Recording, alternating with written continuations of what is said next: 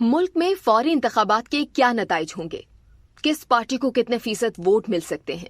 मुल्क में अगर आज ही आम इंतखाबात हो जाएं तो किस पार्टी को कितने फीसद वोट मिलने का इम्कान है, जानते हैं इस वीडियो में। रिसर्च कंपनी आईपुर के सर्वे में इंकशाफ हुआ है कि कौमी असम्बली की नशिस्तों पर आज इंतखाब होने की सूरत में पाकिस्तान डेमोक्रेटिक मूवमेंट इत्तेहाद को 39% की वाज़ेह बढ़तरी मिल सकती है, जबकि पाकिस्तान तहरीक इंसाफ 29% वोट हासिल कर सकेगी। 7% ने किसी भी पार्टी को वोट ना देने का बताया, 6% ने वोट देने के बारे में अभी नहीं सोचा।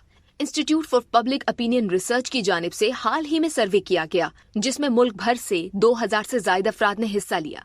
ये सर्वे 24 मई से 3 जून 2022 के दरमियान किया गया।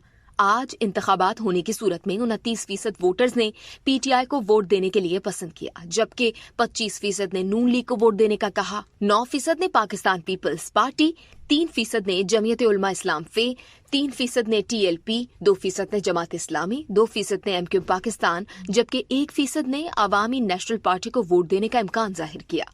Institute for public opinion research के मुताबिक नून लीग, पीपीपी, जेयूआईएफ और एमक्यूएम पाकिस्तान अगर पीडीएम के प्लेटफॉर्म से मुत्तहिद होकर इलेक्शन लड़ती हैं तो इनकी कुल कुव्वत 39% बनती है, जो इस इत्तेहाद को वाज़ेह बढ़तरी दिला सकती है, जबकि पाकिस्तान तहरीक इंसाफ 29% के साथ दूसरे नंबर पर होगी।